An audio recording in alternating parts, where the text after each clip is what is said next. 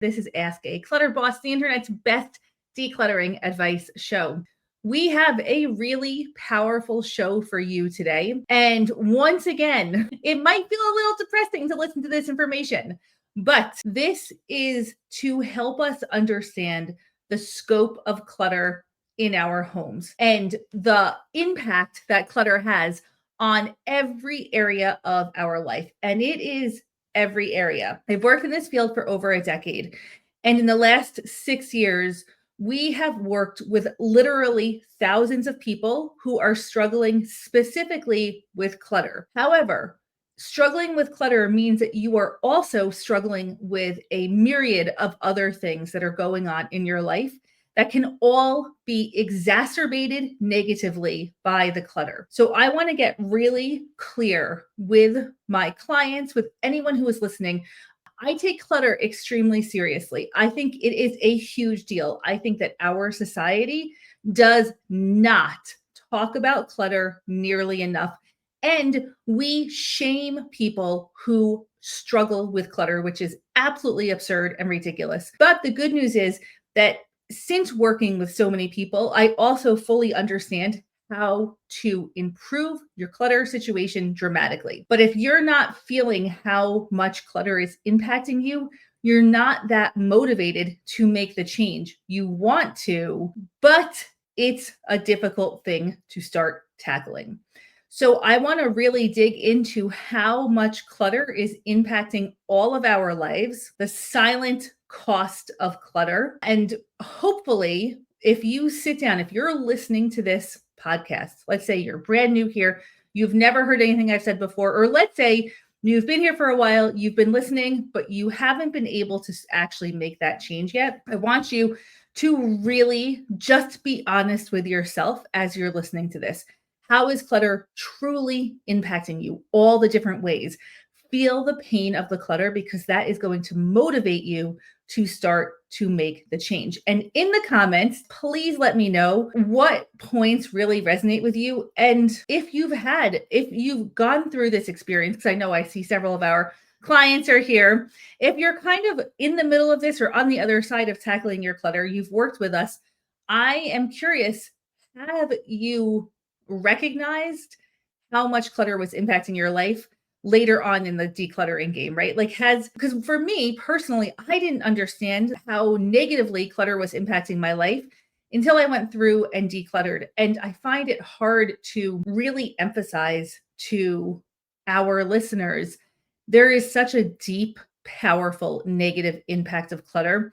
And I wish you could experience what it's like to be on the other side of it, because you have no idea how much it's impacting you until you kind of go through this process and have these aha moments and experience life without clutter. That's pretty powerful. But how do you get from point A to point B? How do I really express to you how incredibly dire this situation is? So I'm going to talk about the silent cost of clutter in our homes. And I just want to say right out of the gate, I think that clutter is a silent killer. I think that clutter is a cancer in our homes. I have an extreme view on this because I've worked with so many people and I have seen the impact that clutter is having on the lives of thousands and thousands of women around our country.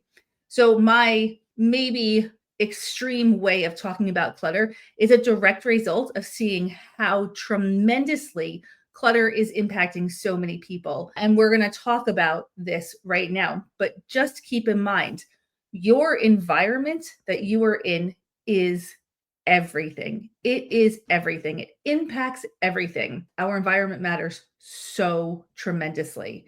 If we're exposed to toxins in the world, it impacts our health.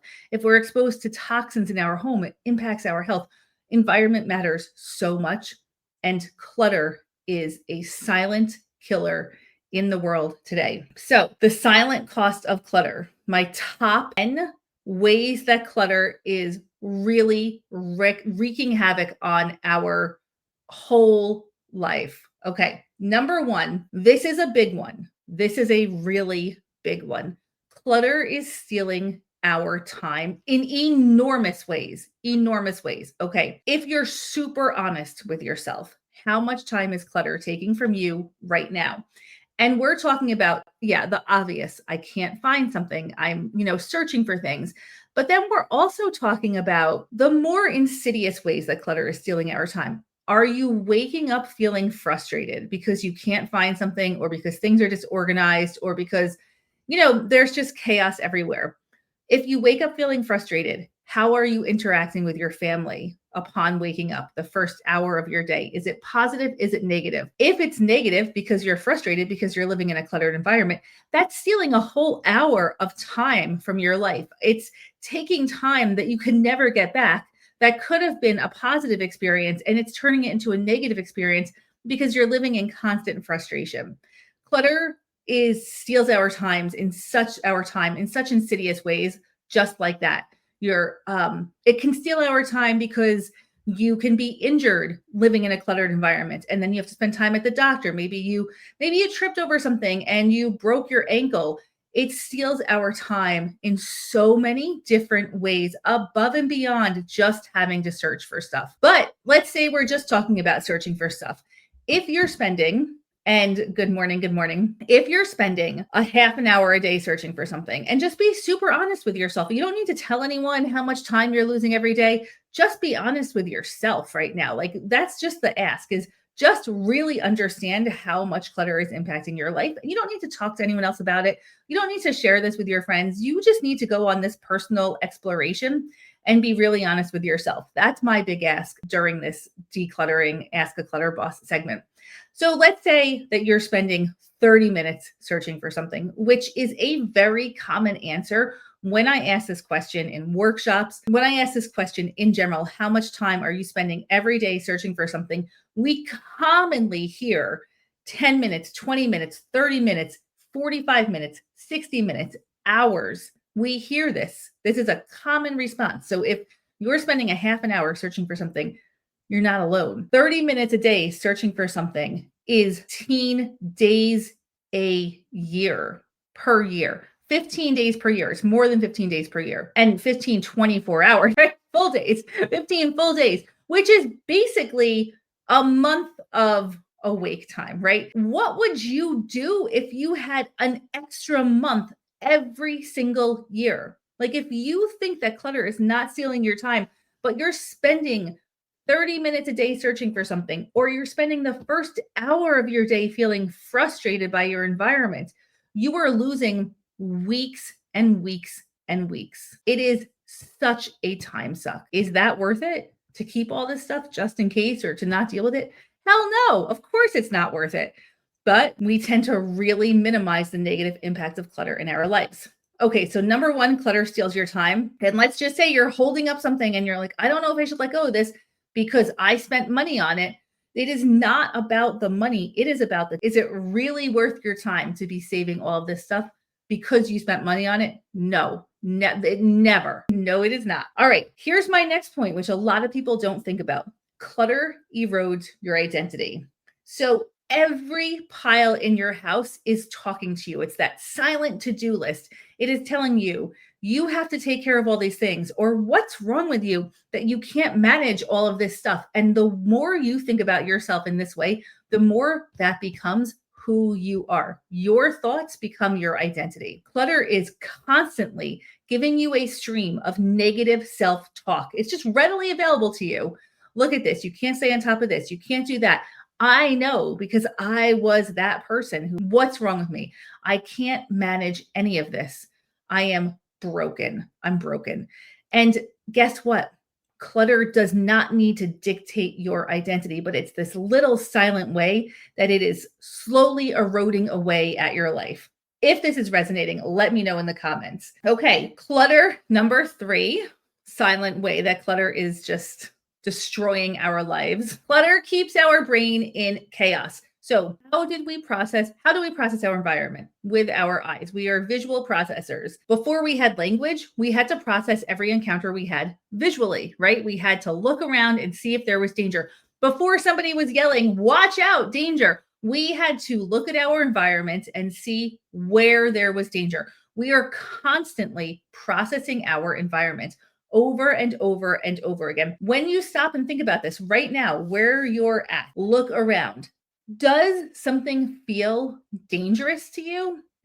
Are you scanning your environment for safety? You can actually really put some cognitive thought into this. You can really understand this if you stop and just see what your body is doing. I am looking out a window now. So I have my computer up against a window and I am looking out the window and I am constantly this is something I've noticed from observing this myself. I am constantly looking up and over my computer screen because my driveway is here and just scanning what is happening outside. This is a safety mechanism. Yes, it is beautiful to look at the trees that are turning colors for the fall.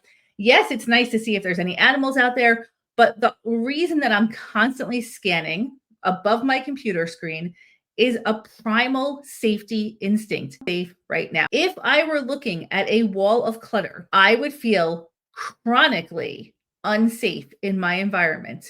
If there is clutter around you, your brain feels unsafe. But the problem with clutter is that the threat is not immediately obvious. If, for example, if I'm looking out my window and I see a car, an unrecognizable car drive up my driveway, that is a recognizable threat, instant recognizable threat. I know, okay, I don't know who this is. Why is this person coming to my house, etc. My safety alarms go off, right? If I am looking around my cluttered home, there's not an instantly recognizable threat. So my brain is constantly saying, where do I start? What's the most threatening thing? What's the most pressing thing here? You're just constantly confusing your brain because it's taking in a lot of information, but there's no clear answer, right? No clear answer. So you're also exhausting yourself. So your brain is staying in chaos because there's no clear threat, but it just in general feels threatening. And there's just so much to look at. And because our brains use glucose and oxygen to process information, it's exhausting. I just hit my desk and my screen went like back and forth. It's absolutely exhausting. We are literally draining our energy. So we're losing time. We're having constant negative self-talk. And now we're exhausted just from sitting in a cluttered environment. It is exhausting. And that is why. There's a clear reason why, because our brain is using glucose and oxygen to process our environment, and it never gets a break in a cluttered environment. Okay, clutter is draining your finances. Another silent cost of clutter. So how does clutter cost us money? Oh, you're searching for something and you can't find it. So what do? You buy a duplicate. You have late fees on credit cards or bills because you can't find your bill. You don't know when the due date is. You miss payments. So you pay late fees. You buy in bulk and toss in bulk. So that's what I think about Costco. Buy in bulk, toss in bulk. Unless you're going to eat that food in the next very frequently, it's something you eat all the time. When you buy in bulk, you tend to toss in bulk, which is just, even if the cost per item per unit, right? I know that's like a little tricky thing that they do in those stores. They tell you the cost per unit. You're like, oh, every unit of this item is less money if I buy 2,500 of them or 30 or whatever the number is. But then if you toss out most of them, guess what? The cost per unit was actually way more. Clutter is just costing us so much money. Rushed Amazon orders, that's another way, right? We pay to get things quickly because we don't have time to wait, or we're not planning because we're just losing so much time every single day to clutter. So we're spending money to compensate for that lost time. This is insanity. If we are keeping stuff just in case, or because we spent money on it, and then we're compensating for that by paying for overnight shipping or paying rush fees because it's a sudden emergency that we need something, we're losing money. We're losing money. Clutter is costing you so much money. There is absolutely no way that the stuff that you are saving is saving you money. Zero chance that that is happening. So if you think you're saving stuff for the future because I might need it and I don't want to spend my money to buy it, then you are losing money with that mindset. Day in and day out, clutter costs you money and it damages your finances.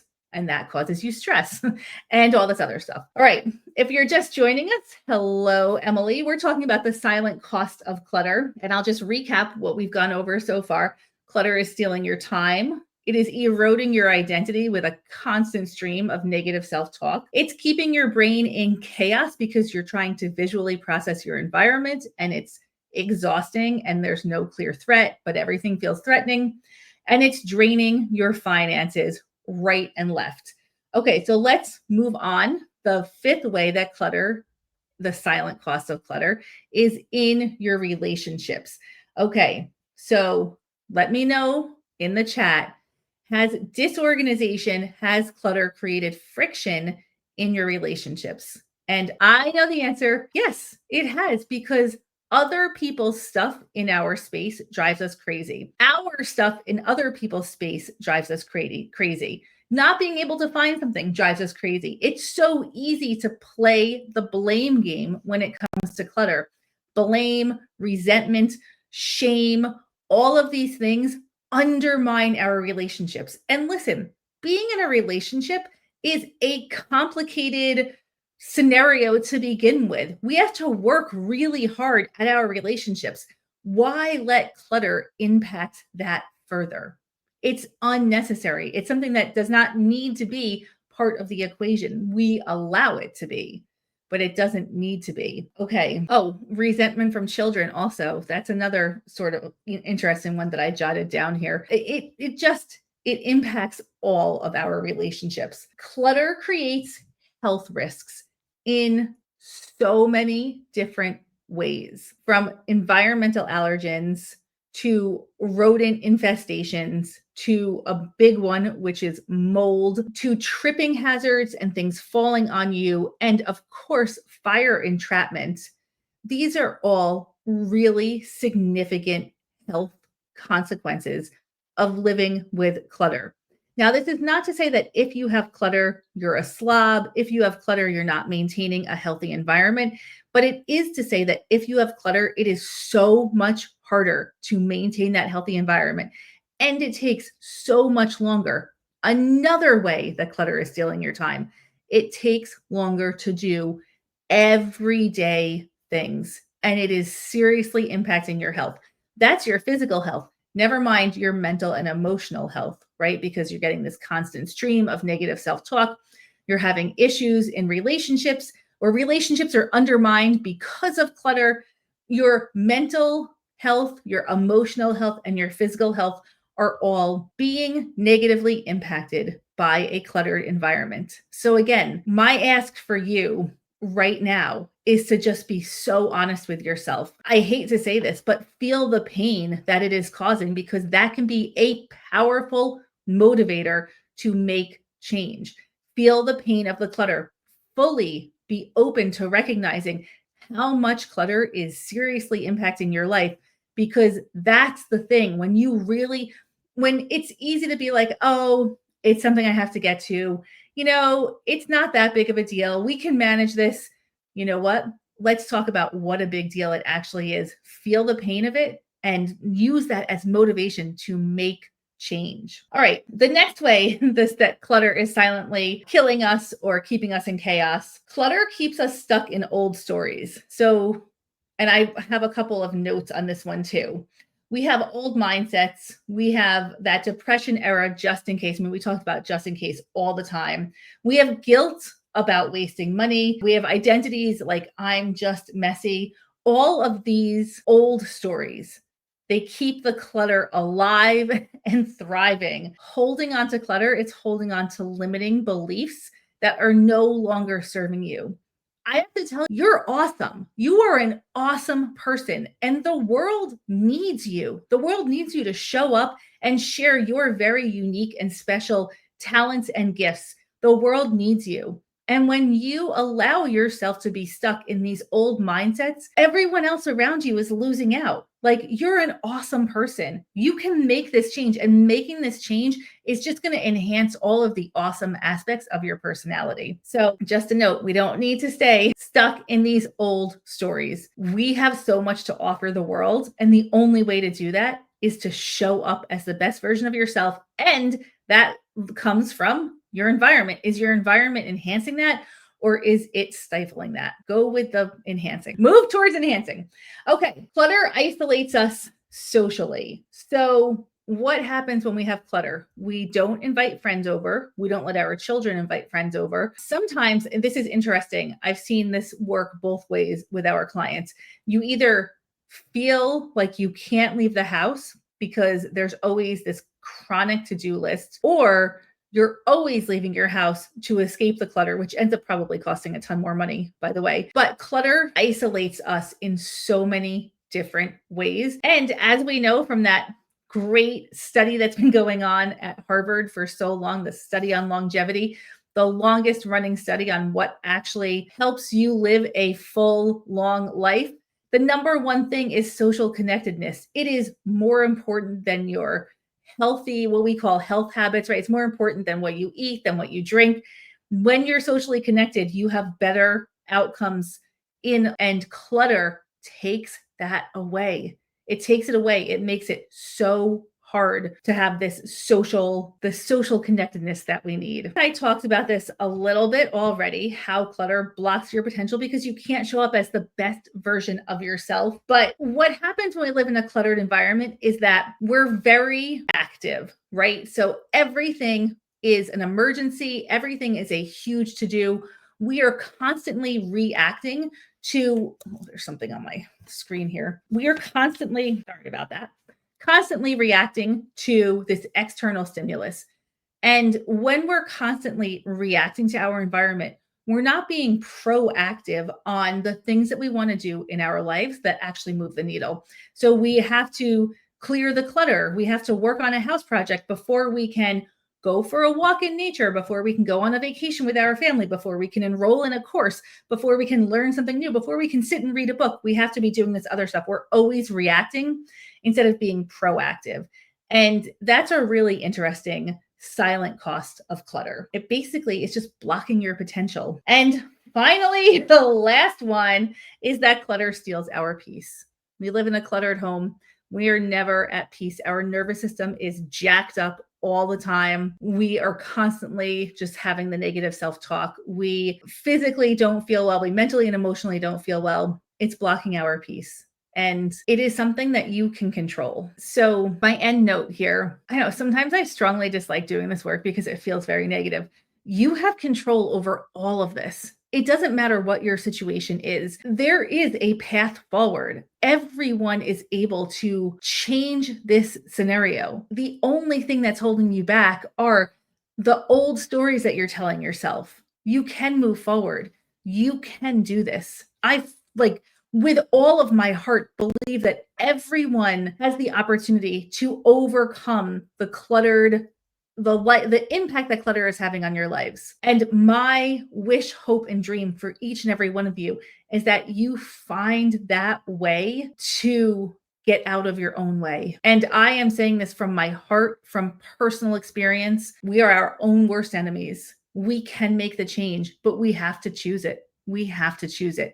And so if these 10 ways that clutter is the silent cost of clutter and chaos, if this hit, I want to encourage you to do whatever it takes. Don't fight against yourself anymore. Fight for yourself. Fight for yourself because you're fighting for so much more than just a decluttered home. You're fighting for peace. You're fighting for sanity. You're fighting for easy. You're fighting for relationships that you can work on. You're fighting for everything. You're fighting for community. You're fighting for so much more than just a decluttered home. All right. That's our Ask a Clutter Boss for today. Now, my other ask here, if you like this content, please support our small business. Give us a like, subscribe to this channel, share this, tell everyone about the work that we are doing because it is life-changing work and everyone can benefit from hearing how clutter causes us so much or costs us so much in every area of our life. Please like, please comment, please share, please engage. The biggest issue I have with having an online business is it's very much me and Gina, my amazing co-owner, co-CEO of Clutter Boss, but it's very much putting stuff out there. And sometimes it feels like it's just landing in a void. And I really value relationships. I value hearing from you. If you have something going on, let me know. Reach out to us. Have that back and forth here. Comment, share with so much love and gratitude. Go fight for yourselves, my friends.